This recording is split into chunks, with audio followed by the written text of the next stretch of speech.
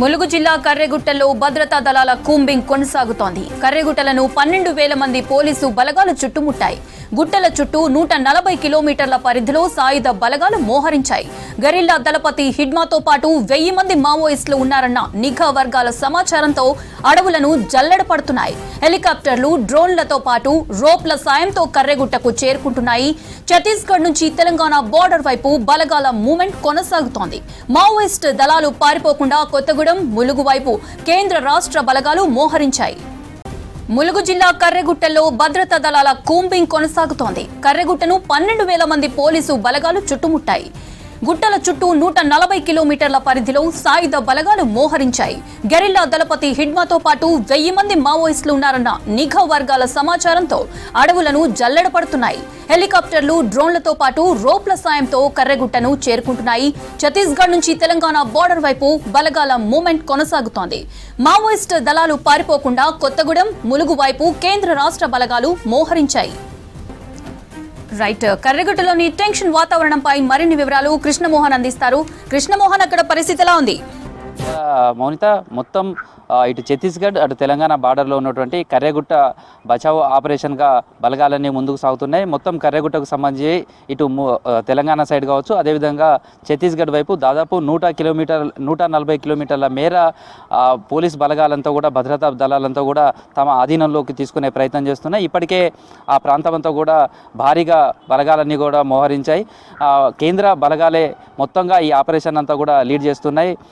ప్రస్తుతం అయితే భారీగా భద్రతా దళాలంతా కూడా నిన్నటి నుంచి ఈ కర్రెగుట్ట వైపు కదులుతున్నాయి. దీనికి సంబంధించి ఇప్పటికే కర్రెగుట్ట మావోయిస్టులకు కంచుకోటగా చెప్పొచ్చు. కొన్ని దశాబ్దాలుగా మావోయిస్టులు ఇది అత్యంత కీలకమైనటువంటి ప్రాంతంగా చెప్పొచ్చు. ఇక్కడ ఎత్తైనటువంటి కొండలు ఉండడం, తర్వాత అక్కడ గృహాలు టైపుగానే లోయలు ఉండడం, తర్వాత గోదావరి పరివాహక ప్రాంతం, మరోవైపు అక్కడ సెలయేర్లు లాంటివి కూడా ఉన్నాయి. దీంతో అక్కడ చాలా రోజులు కూడా అక్కడ విడిది చేసేయడానికి అవకాశం ఉంటుంది.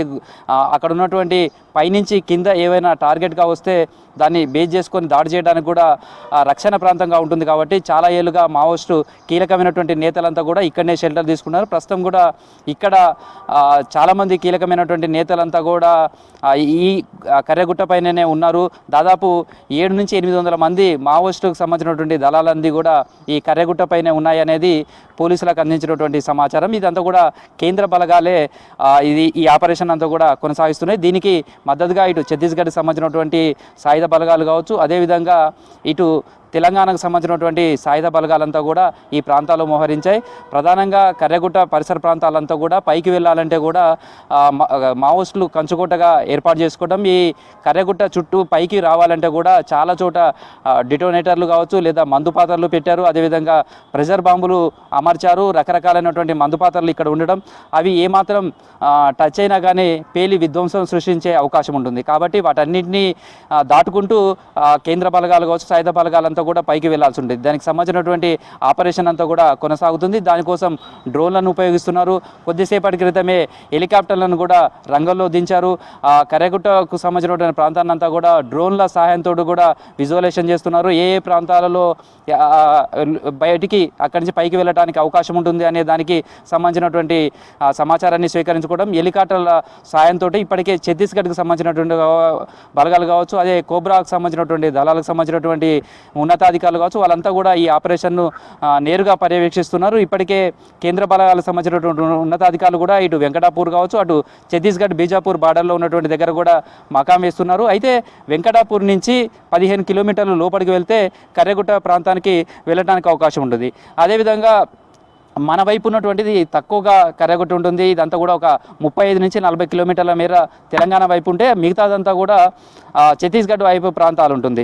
ఇప్పటి వరకు కూడా మావోయిస్టుల ఆపరేషన్గా ప్రస్తుతం అయితే కర్రెగుట్ట ప్రాంతాన్ని అంతా కూడా విస్తరిస్తున్న నేపథ్యంలో ఇక్కడ ఇప్పటికే మావోయిస్టులకు సంబంధించినటువంటి స్థావరాలను ఛత్తీస్గఢ్ వైపు ఒక్కొక్కటిగా స్వాధీనం చేసుకుంటూ వస్తుంది. ఆపరేషన్ కగార్ ప్రారంభించిన నేపథ్యంలో కూడా కేంద్ర బలగాలు కావచ్చు, అక్కడ ఉన్నటువంటి ఛత్తీస్గఢ్ బలగాల సాయంతో ఆయా ప్రాంతాలను ఒక్కొక్క దాన్ని కైవసం చేసుకోవడం, మావోయిస్టులకు కీలకమైనటువంటి ప్రాంతాలను స్వాధీనం చేసుకోవడం, అక్కడనే పోలీస్ అవుట్ పోస్టులు కూడా పెట్టుకుంటూ ఇప్పుడు ఈ మావోయిస్టులకు కంచకోటగా ఉన్నటువంటి కర్రెగుట్ట వద్దకు చేరుకున్నాయి. ఈ కర్రెగుట్టల వరకు కూడా ఇప్పుడు కేంద్ర బలగాలన్నీ కూడా మోహరించి వ్యాపిస్తున్నాయని చెప్పొచ్చు. ప్రస్తుతం అయితే కర్రెగుట్టల బచావో ఆపరేషన్ కొనసాగుతుంది.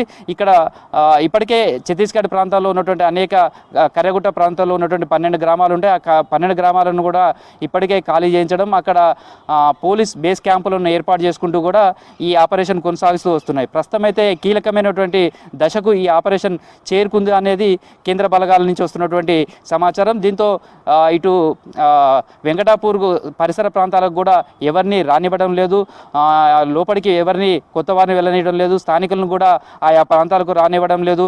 మొత్తం కేంద్ర రాష్ట్ర బలగాల స్వాధీనంలోనే ఈ ప్రాంతం అంతా ఉందని చెప్పొచ్చు. ప్రస్తుతం వెంకటాపూర్కు హెలికాప్టర్లో ఉన్నతాధికారులు కూడా ఛత్తీస్గఢ్కి సంబంధించి అదేవిధంగా కేంద్ర బలగాలకు సంబంధించినటువంటి అధికారులు కూడా ఇక్కడికి వస్తున్నారు. ఇక్కడి నుంచే ఆపరేషన్కి సంబంధించినటువంటి చేసే ప్రయత్నం చేస్తున్నారని చెప్పొచ్చు. అయితే వెంకటాపూర్ వాజేడు మండలం నుంచే ఈ ఆపరేషన్ కర్రెగుట్ట బచావో అనేది కొనసాగుతుంది. ప్రస్తుతం అయితే దాదాపు 10,000 మంది కేంద్ర రాష్ట్ర బలగాలంతా కూడా, ఎక్కువగా కేంద్రానికి సంబంధించినటువంటి బలగాలే ఈ ప్రాంతం అంతా కూడా మోహరించాయి. అదేవిధంగా ఒకవేళ అటువైపు నుంచి ఆపరేషన్ కొనసాగిస్తూ వస్తున్న నేపథ్యంలో ఏదైనా మావోయిస్టులు కావచ్చు వాళ్ళంతా ఇటువైపు వచ్చే అవకాశం ఉంటుంది కాబట్టి ముందస్తుగానే ఇటు వెంకటాపూర్ వాజేడు వైపు ప్రాంతంలో కావచ్చు, అదేవిధంగా ఇటు కొత్తగూడెం వైపు నుంచి కూడా కొండలు వ్యాపించి ఉన్న నేపథ్యంలో కూడా ఆ ప్రాంతాలలో కూడా మొత్తం కేంద్ర బలగాలతో పాటు రాష్ట్ర పోలీస్ స్పెషల్ పార్టీస్ కావచ్చు, సిఆర్పిఎఫ్ బలగాలు కావచ్చు, ఇవంతా కూడా మోహరించారు. ఏదైనా ఆపరేషన్ జరిగినప్పుడు ఎవరైనా గాయపడ్డా లేదా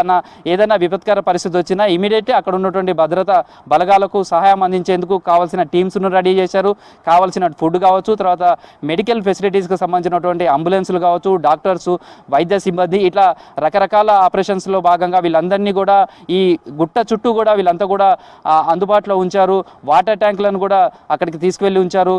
ఈ ఆపరేషన్ ఎక్కువ రోజులు పట్టే అవకాశం ఉంటుందని కూడా అంచనా వేస్తున్నారు. అందుకు తగ్గట్టుగా భద్రతా బలగాలకు వాళ్ళకి కావాల్సినటువంటి ఆహారం కావచ్చు, మంచినీరు కావచ్చు, ఇవన్నీ కూడా వాళ్ళకు ఎక్కడ ఫెసిలిటీస్ అందించడం, లేదా ఏదైనా కాల్పులు జరిగినా, ఎన్కౌంటర్ జరిగినా, అక్కడ గాయపడినా ఇమీడియట్లీ అక్కడ రెస్క్యూ చేసి కేంద్ర బలగాలు కావచ్చు, సాయుధ బలగాలు ఆపరేషన్లో పాల్గొన్న వాళ్ళకు సహాయం అందించే విధంగా ఈ గుట్ట చుట్టూ కూడా మోహరించారని చెప్పొచ్చు. మొత్తం కర్రెగుట్టకు సంబంధించి 140 కిలోమీటర్ల మేర ఇటు కేంద్ర బలగాలు కావచ్చు, అదేవిధంగా ఛత్తీస్గఢ్, తెలంగాణ రాష్ట్రాలకు సంబంధించినటువంటి సాయుధ బలగాలు కావచ్చు, మొత్తంగా మోహరించి ఈ కర్రెగుట్ట బచావో ఆపరేషన్ అయితే కొనసాగిస్తున్నారు.